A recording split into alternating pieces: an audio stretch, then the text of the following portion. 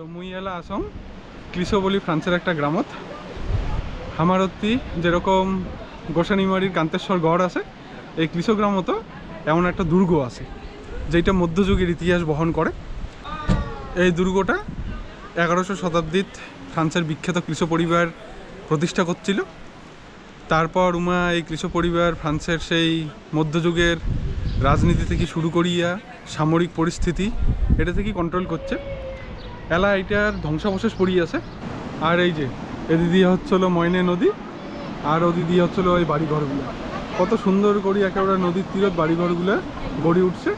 আর এই যে এদিকে হচ্ছিল দুর্গটা, আর ওদিকে নদীটার পাশত সুন্দর করে বাড়িঘরগুলো গড়ে উঠছে। এখানে প্রতিটা বাড়ি প্রায় সেই কমলা রঙের সেই টিনগুলো দিয়ে চালা দেওয়া। তো অত্যন্ত সুন্দর লাগে উঁচু কোনো জায়গা থেকে গোটা গ্রামটা দেখলে। এটা একটা ভ্যালির মতো জায়গা এই গ্রামটা। আর এই গ্রামের রাস্তাঘাটগুলো অনেকটা আমার সেই বেনারসের গলিগুলোর মতো, ঠিক আছে। তো এটা কেন সেই নদীর পাড় থেকে মেন টাউনের ওদিকে যাওয়ার জন্য সেই ছোট ছোট গলির সরু সরু গলির মধ্যে দিয়ে যাবার লাগে, ঠিক আছে। তো মুইয়ালা ফ্রান্সের এই ক্লিসো গ্রামটা রেস্টুরেন্ট কালচার আর ওয়াইন কালচারটা এক্সপ্লোর করি ধরছুম।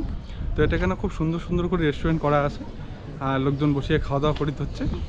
গ্রামটা ছোট, কিন্তু দেশ বিদেশে প্রচুর পর্যটক আসছে।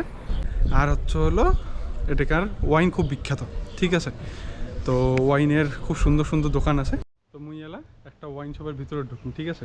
এটা কেন হচ্ছিল ফ্রান্সের বিভিন্ন প্রদেশ থেকে ওয়াইন কালেক্ট করে রাখে। তো অত্যন্ত সুন্দর দোকানটা সাজা আছে এই যে। আর এই ওয়াইনের সাথে সাথেও এটাকার যে লোকাল ব্রেড বিভিন্ন ধরনের, সেইটাও প্রচণ্ড বিখ্যাত। বিভিন্ন ধরনের বিভিন্ন কালারের বিভিন্ন স্বাদের ব্রেড এটা বিক্রি করে। এটাকার লোকাল যে কৃষক হয় ওটা থেকে কালেকশন করে গম করিয়ে ওটা থেকে ময়দা বানিয়ে এই ব্রেড এবং ব্রেডের বিভিন্ন প্রোডাক্টগুলো তৈরি করে। তো অত্যন্ত সুন্দর।